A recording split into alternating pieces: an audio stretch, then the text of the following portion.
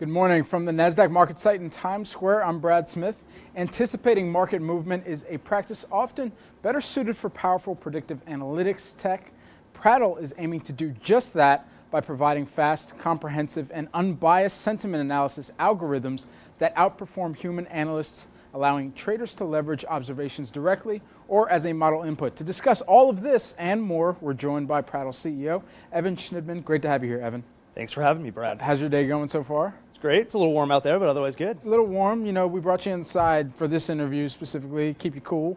Appreciate it. Absolutely. Now, you have a unique background from other founders. Tell us a little bit about your transition from academia into the business side. Yeah, I often joke I'm a recovering academic. You never quite recover from academia. You're always sort of working your brain through that same academic process, working through that research process. But no, for me, it was really, I developed something while I was getting my PhD and kind of sat on that intellectual property while I was figuring out what was next. Yep. And ended up finishing up, working as faculty for a little bit, and deciding, you know what, I actually had something I could launch into the world, and started with our central bank sentiment data and kind of snowballed from there. Now, I heard a rumor that you're an avid horologist, so tell us about that. What is that for some of the people who might be watching on Twitter? Yeah, so I've been collecting watches since I was 5 years old. Okay, all right. So I am absolutely obsessed with the fact that you can have a 200 component movement in something about the size of a quarter. Wow.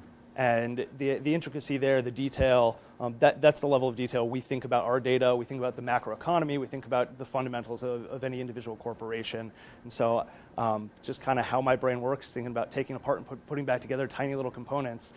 So I just love watches for that reason. We're going to come back to that because I need to know your favorite watch, your favorite manufacturer. We'll come back to that though. But how would you connect your love for timepieces to Prattle then? Yeah, so I mean, as I said, it's all about detail, all about precision, and being able to know what's coming next, right? Making sure that second hand is ticking just right, making sure that you're able to adjust things just the way you want them, and whether that be about central bank sentiment or about the macroeconomy or about individual corporations, being able to apply that level of detail and precision that we've seen in the clean rooms that are run by Rolex or any Omega or any other great timepiece maker, right? Being able to apply that to technology, where on the software side really changes the way people think about data. Now there's so many components, so many different factors that one could weigh into their analysis and the way they're pulling data. So with this myriad of different facts, numbers, and ways that people can be tracking the markets as well, what's the key to finding true meaning in that vast amount of information that's out there? Yeah, so I mean, I think everybody I talk to, we have clients on the sell side, on the buy side, we have the large asset managers, and it's amazing to see how many people are just drowning in information these days.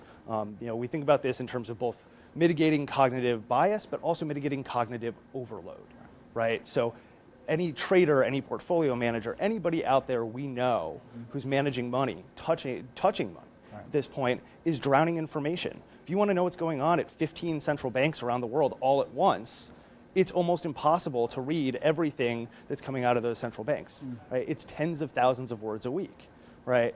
And so we keep track of that and actually analyze those communications in real time, score them, and provide those scores that are completely comprehensive and unbiased, not to mention backtestable, to help really mitigate that overload, really distill down that information into the salient market-moving data that you need to have.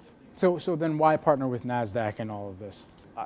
For the obvious reason that, one, Nasdaq is the market leader in terms of both having the exchange, but also the Analytics Hub is a phenomenal platform, both for tools like ours and for others. And so we've been really excited to partner with Nasdaq and see how that backtesting, how those signals that have been coming out of derived variations of our data are really being used on the client side as well. Absolutely. So finally, what's next for you and the team at Prattle?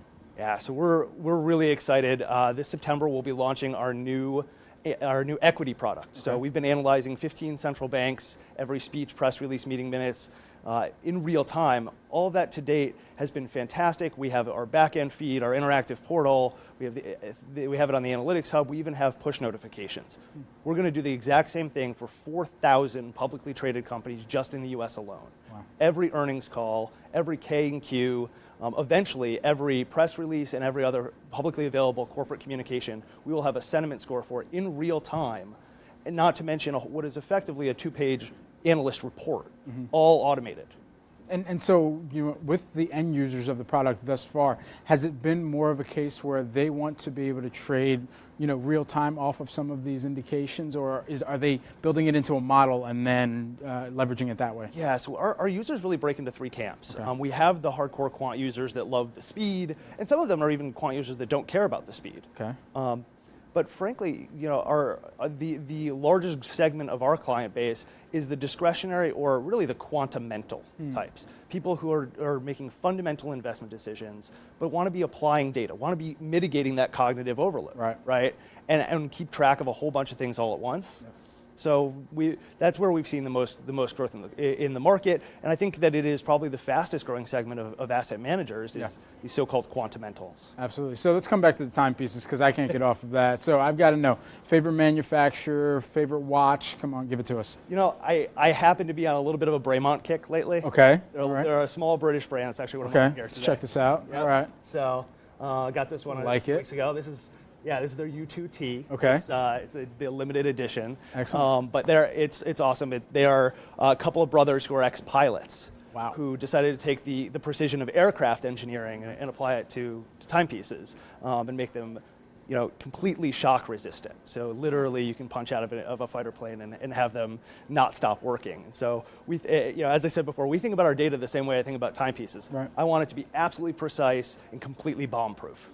Absolutely. Well, great to have you on today, Evan. Pleasure to talk about some classy timepieces, but also what you and the team at Prattle are doing to really advance the way that a lot of traders are able to use and harness the data that's out there to become better at predicting and predicting some of the trends across the markets. Thank you so much, Brad. Absolutely. And thank all of you for watching live on Twitter. Stay tuned for more coming from the Nasdaq MarketSite throughout the rest of the day.